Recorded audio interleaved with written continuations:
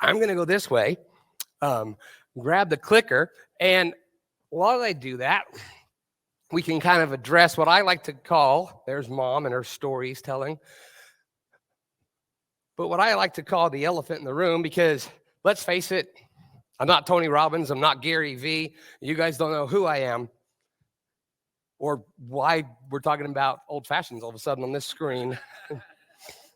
I don't know, is that fixable, or we can move on? Not a big deal.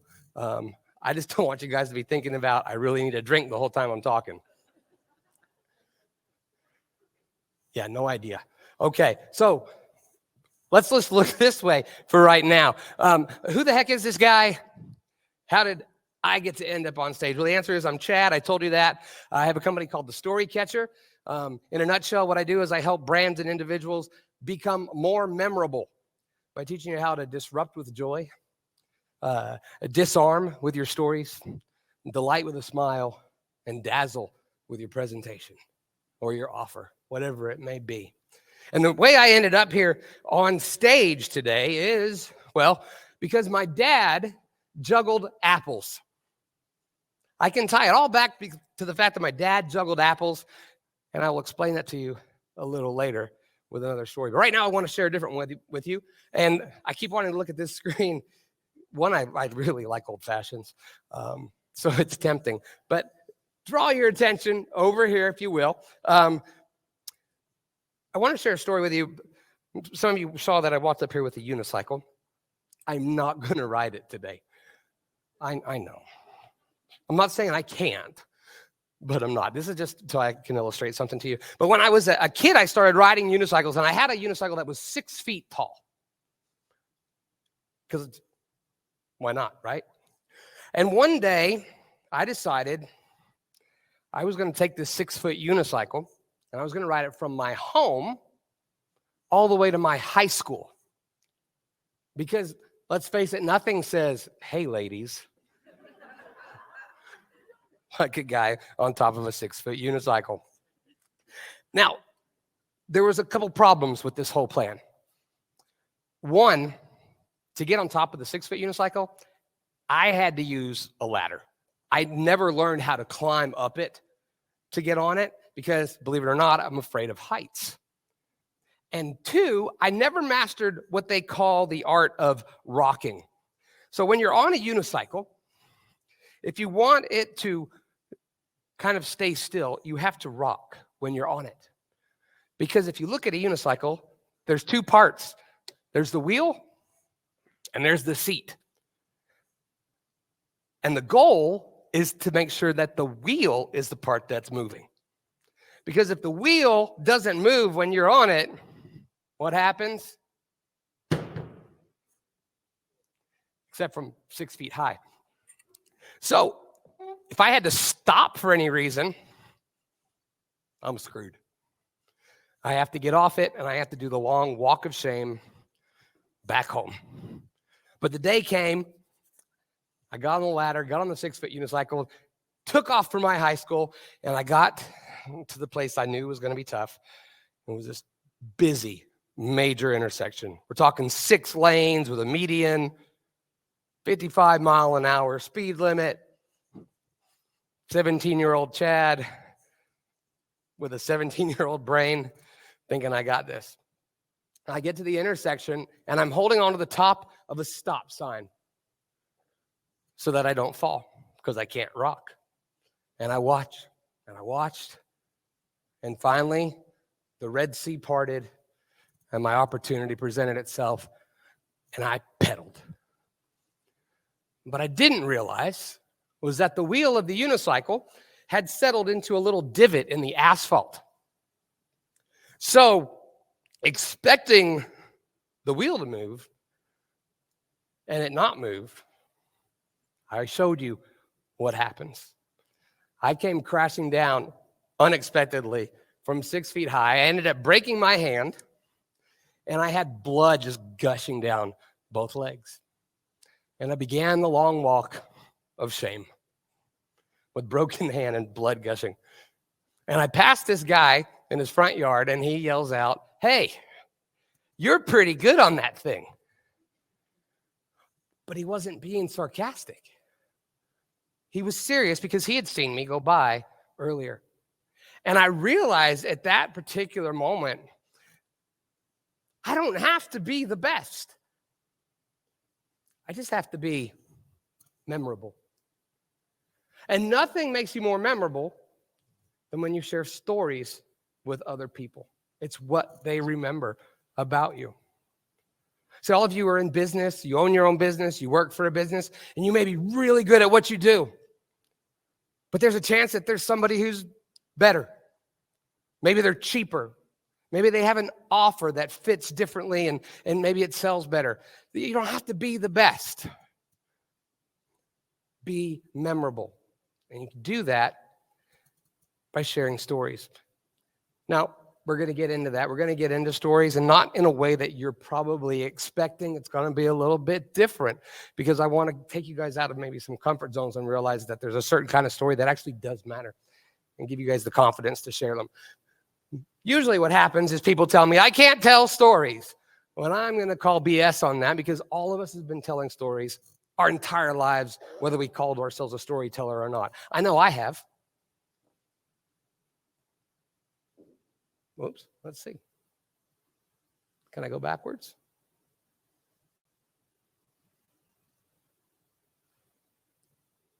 Is there a certain place I have to point? Let's see if this works now. That should play.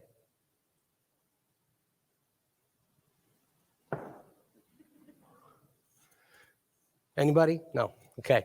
This is actually, there's a video here. It's of me as a little kid on stage at my friend's house, and they're doing family night videos, and you can hear somebody, my friend's dad saying, tell us a story, Chad. And of course I started off once upon a time, then made up the dumbest story you've ever heard, but I was only 6 years old. But unfortunately, it doesn't look like you get to hear that today. The other is people will say my stories don't relate to my business. I'm going to say that that's not true. A lot of your stories that you don't think are relative are incredibly relative because they're about you, and it's you that people buy.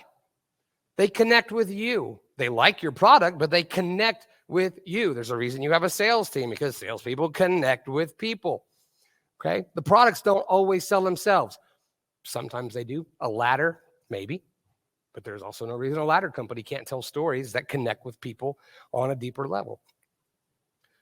The other is, I don't have stories. This one I hear all the time. And that's what I want to spend most of the time today, is helping you realize that you do have stories and they're worth sharing. Everybody want to find out how to find them? You sound thrilled. Okay. I hope you do, because it's all I've got.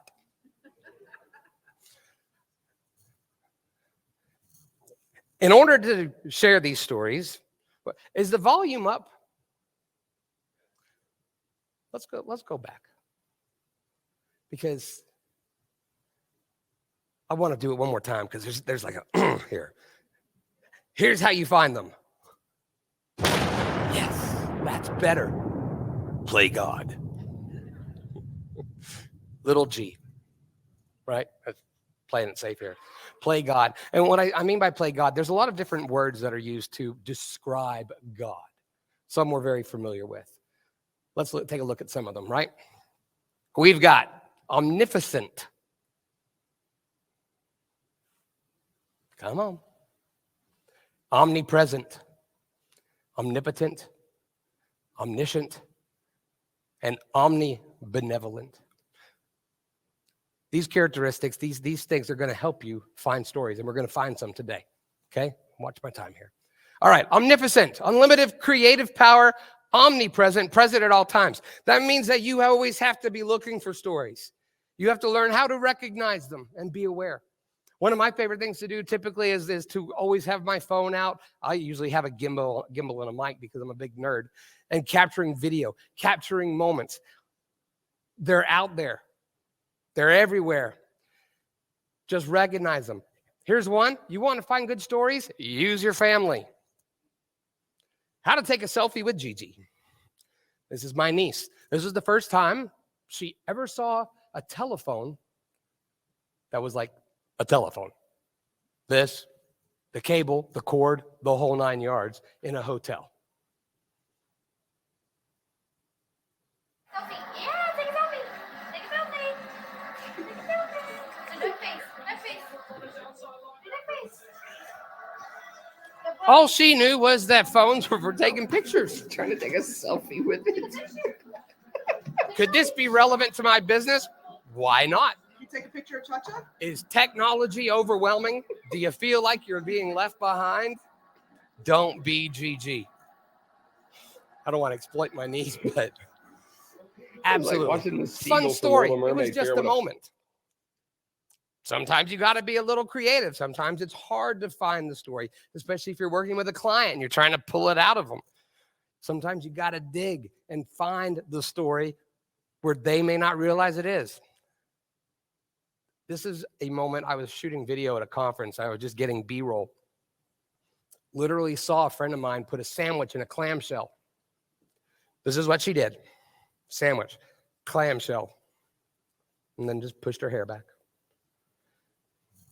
5 seconds. I want to show you that there's always a story. Sometimes you just have to dig for it. And that's what I did with this clip by being omnificent, right? All creative. Let's see.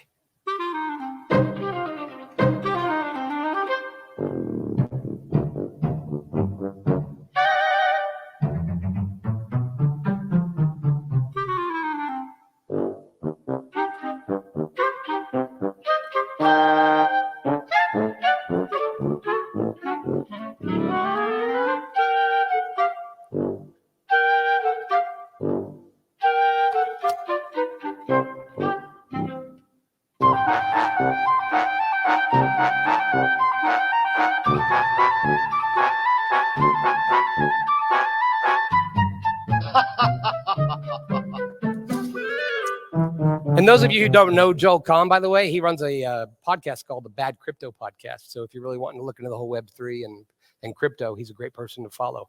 That was just a fun moment. And you might be saying, Chad, how is that relevant to your business?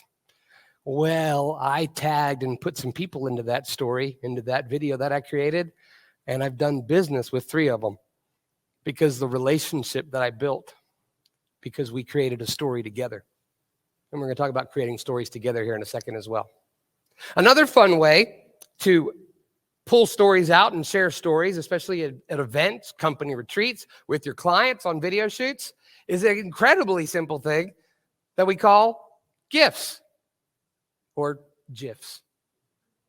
I create a lot of GIFs and people call me the GIF guy. You can't say GIF guy, it sounds dumb. So GIFs.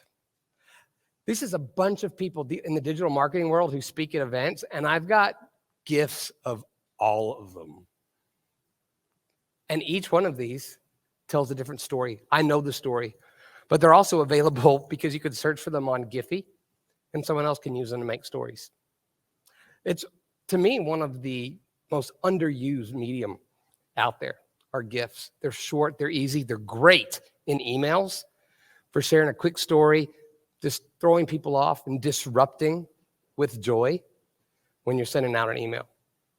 GIFs are more powerful than you know. So there's lots of ways to be creative. There's lots of ways to present these stories. You can do them in written form. You can use images, video, GIFs, all of these things. And that's great, but we need a little bit more.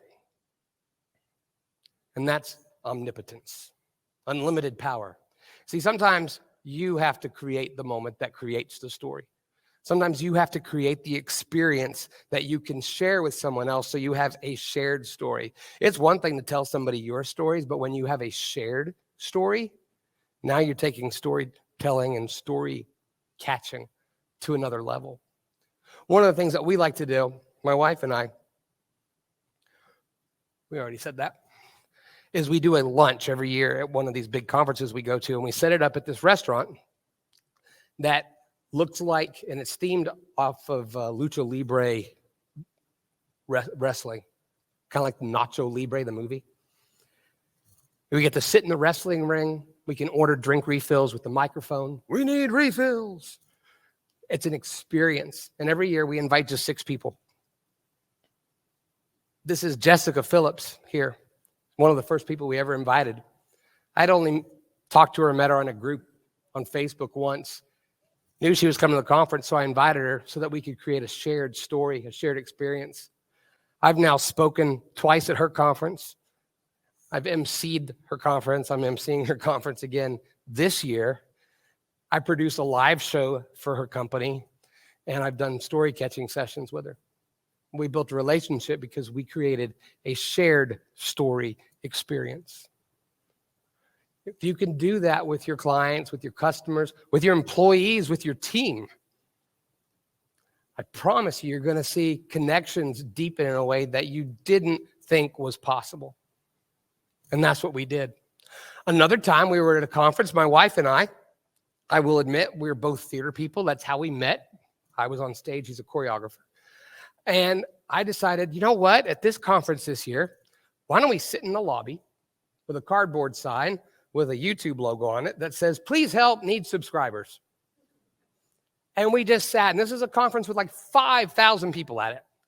And we sat there sad. And people were taking photos. They were tagging the conference. The conference found out. They were coming over, taking photos. We got introduced to people on kind of this more of an inner circle of the digital marketing world. People were asking us, how many new followers did you get? And I said, I don't know, but we saw a lot of people smile. And it was the smiles that made people want to tell other people, hey, go see these guys. And guess what? I've done business with people who met us because we had a shared experience and created a story together with a cardboard sign. Shared stories are powerful. I'll share with you one more here real quick. There's a guy named John Kapos.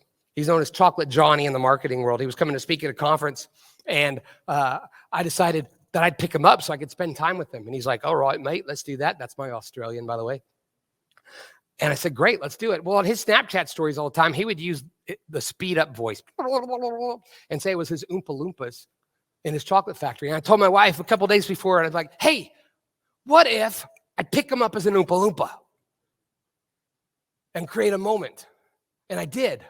It's at his chocolate factory, and I heard he's coming to Denver, and this could be my big opportunity.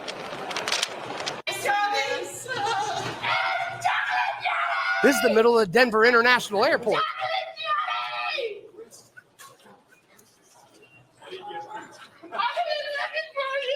Disrupt with joy.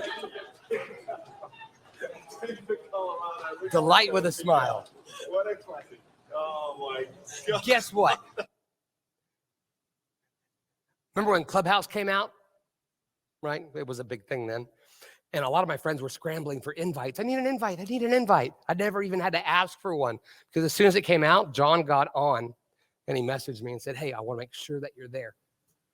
And we talked to this day. And we have a friendship that's, I don't know where it'll go. We haven't done business together, but he helped me get on this app that people were struggling with because we had a relationship. Because why? We created shared experiences and we have a story that we can share together. Which brings us to this next part, omnibenevolent, which means being all loving. When you really care about someone else's story, not just your own, then the real power starts to show.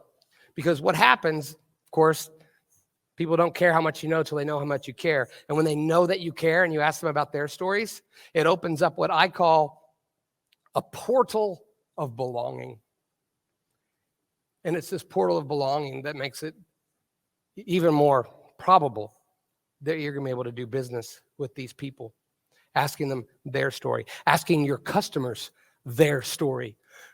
When somebody leaves a review on Google for you, we always respond, thank you so much. Thanks so much for that review. We're glad you enjoyed your time with us. Do you ever ask them why?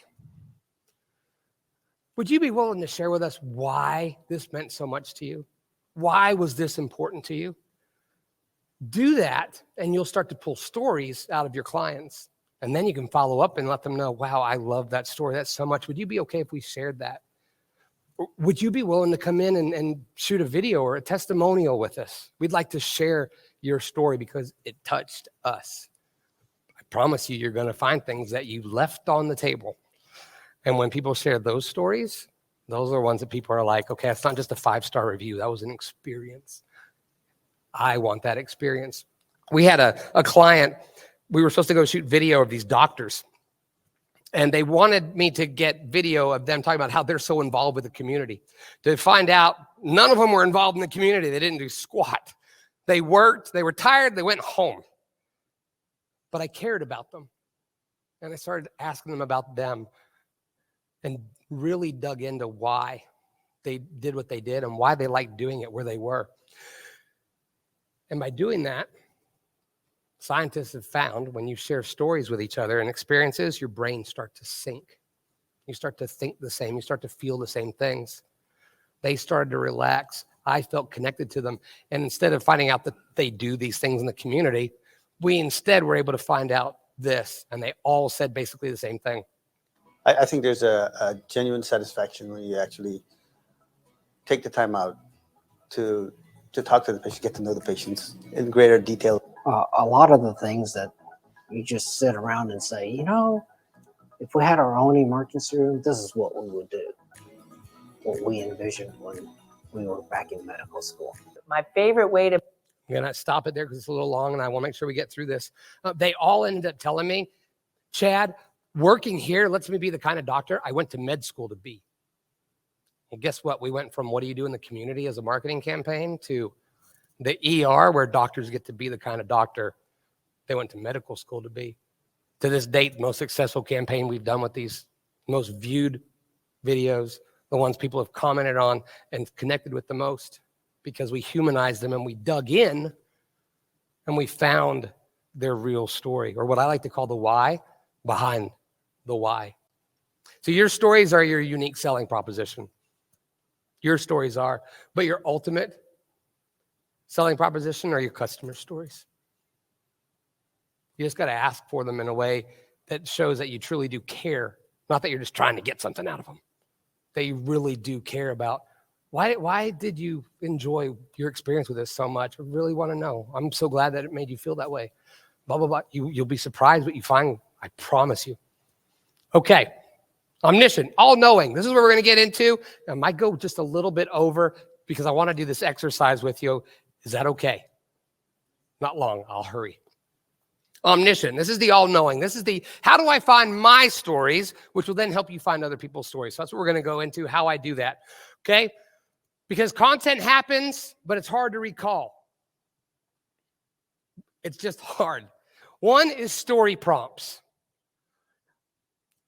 They're just questions. Who was your favorite teacher and why? A time you got really, really angry. A time you switched careers. Not necessarily that that's the story you're looking for, but story prompts will get you thinking. And a lot of times you'll end up thinking of other stories and it'll take you down a certain road. I'm going to put this QR code up here for you real quick. If you want to scan it, it'll also be up at the end or you can find me after.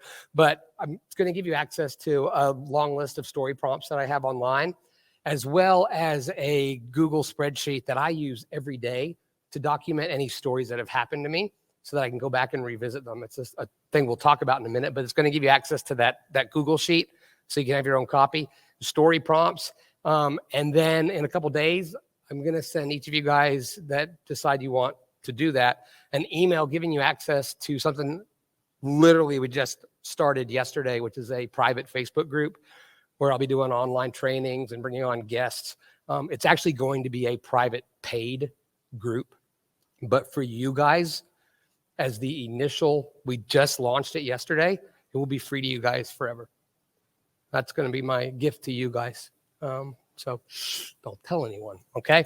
So you guys will be the first ones in there, and it'll be fun, and we'll engage. You guys can share stories, and we can help each other out. It'll be a lot of fun. So there's the code. If anybody wants to grab their phone, you can scan that real quick.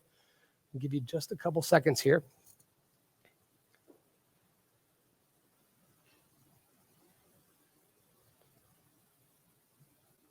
All right, good. See a couple phones still up. Okay, I will have it back up. It's on the very last slide as well if you didn't get it, okay? All right, the next is what I call the memory jog. The memory jog was developed by Matthew Dix. He shares in his book called Storyworthy. Basically, I give you a word, and this is what we're gonna do in just a little bit here. To do it, you need a quiet place, a pen and paper, a 10-minute timer. We're going to do 3. We're going to choose a word, and you start writing. Now, once I give you the word, you write the word, and then you just write whatever comes into your head. It doesn't have to be complete sentences. It can just be words. We're not trying to write a story. You're not going to try to write a complete story. You're just writing the random thoughts that just start popping into your head, okay? And you cannot stop writing. I prefer that you use a pen because there's a weird connection between your hand and the pen and all those kind of things, okay? That's what I want you to do. Don't worry about grammar, spelling, complete stories. Then we're not going to stop writing until it's time. We're going to get right back to that, okay? This is an example of one that I did. Bourbon, grandma, grandpa, piano, conic. Tosh got me into that during Music Man. Jill Hayes took a chance with me. Matt's my best friend for life. Just saw him in Dallas. He's still thin. What a punk. I haven't been that thin since I was 16. Blah, blah, blah, blah, blah. When I did this, it took me back to this time where I was sitting in my house at home when I was 12 years old. I was getting ready to go to my first Boy Scout summer camp. And I was super excited because when you go to Boy Scout summer camp, one of the big traditions was I was going to get to go on my first snipe hunt. Yeah. And I was determined I was going to be the best snipe hunter ever. And so we went to camp, and the big day came, and they took me to the snipe hunting grounds. Turned out to be this abandoned, really old, scary as garbage cemetery in the woods where the camp was. And they gave me a bag, a flashlight, a stick, and a whistle. And they said, Chad, we're going to go in the woods. We're going to beat the trees with a stick.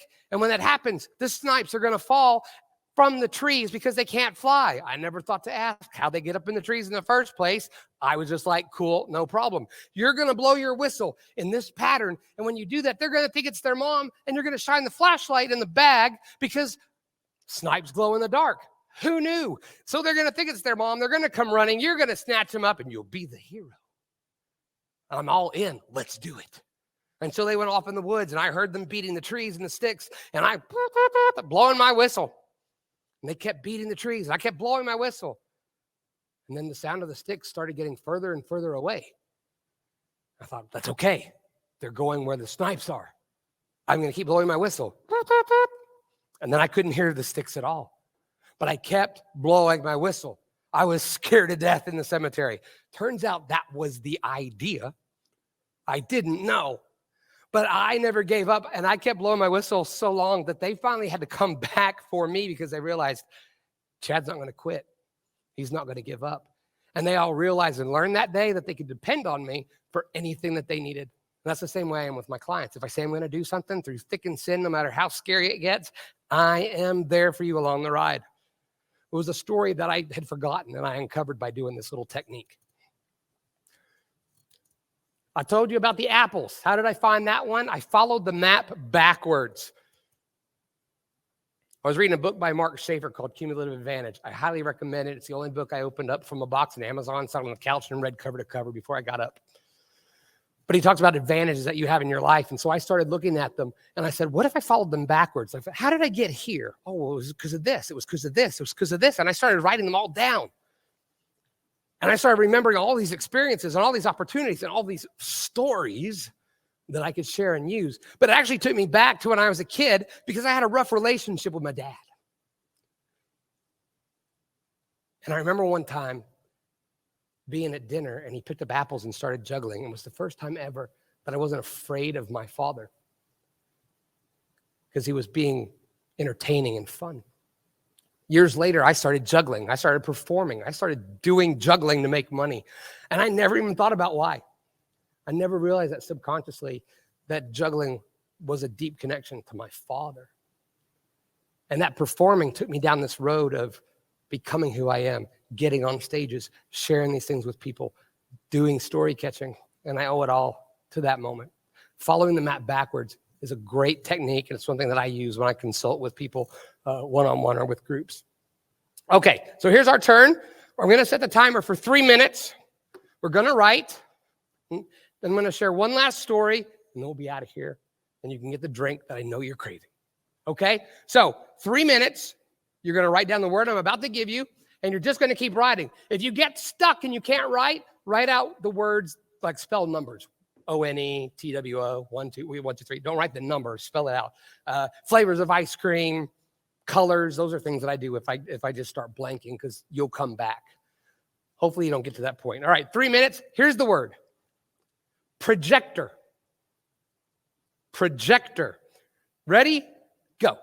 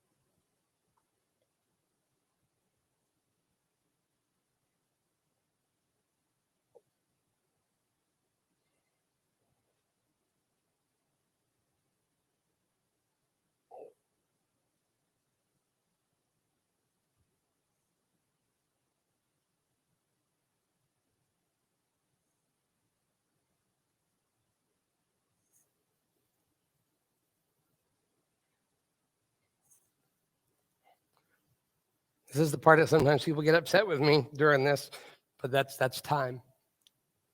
Because it never fails. There's somebody who was like just on the verge, or they were finally deep in this little moment, and that they were like, "Oh no, I gotta keep going," because that's what happens. By the way, I looked at the regular schedule. It says I have till 5:10, so I'm gonna not feel bad about this. Did anybody have a moment that they kind of uncovered that they hadn't thought about in a long time? You willing to share it? Yeah. Here's your little. Ready? All right, come on. Oh, yeah. Let me see. Let me turn it up for you. Okay. Is it on? Yeah, talk right into it. Okay. So the word is projector.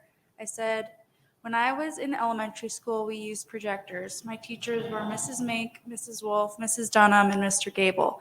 By the time I got to middle school, smart boards were invented. The school district spent about $50,000 on smart boards, and every single teacher I had hated them. The pens sometimes didn't work. It was maybe something to do with the pen or the board itself. I don't know.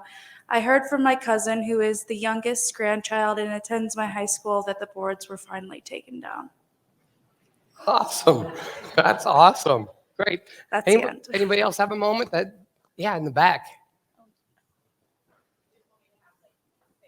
Yeah, just share the thing that popped up that you hadn't really thought about in a long time. Sometimes I do this and people find very emotional moments, and maybe some of you did and you don't want to share. If you want to share with me later, that's great as well. But what did you find? I miss not having bills. I miss not having bills, right? Is there, I'm guessing there's a story behind the whole bills thing? Well, the first word, was projector, and then school, 5th grade. I miss not having bills. Playing cops, robbers. Jess won't talk to me, and then that's Okay. Jess won't talk to you. There's probably a story there. Cops and robbers. I guarantee you there's some fun stories there. Anybody else? Over here. Do one more here. I would tell you last time I did this at a conference, I do it in my head as I go. And I actually ended up uncovering something I hadn't thought about and I'd blocked out, which was my grandmother. After I had gotten my divorce, took my wife's side, and she was the grandmother I was closest to. And I didn't talk to her. She wouldn't talk to me. I tried. It was 12 years. And she passed away about a year ago. And it was just a couple months ago that I did this in my head while everybody else was writing. And I shared it. And it was the first time I cried about my grandmother passing, because I had blocked it out and dug it down so much. But the word that we took me back to these memories. I promise you that will also happen. All right. Projector. Best days in school were when we brought out the projector. It doesn't matter how old the film strips were. The 5th grade sex ed one was from 1972 and we loved it. It was a new way of learning, something different. Eventually, this evolved into YouTube and other websites, multimedia use and education. When I taught, I'd plop in songs and videos so I myself wouldn't be bored. Awesome. That's a great story. If you're teaching people about technology and how to share stories, and you can use that in the right audience, the 1972 sex ed video, or talk about it, not show it. All right. Cool. I hope some of you guys also uncovered and found some things. I promise if you do 10 minutes, you're going to find it. I'm going to go ahead and end here with something.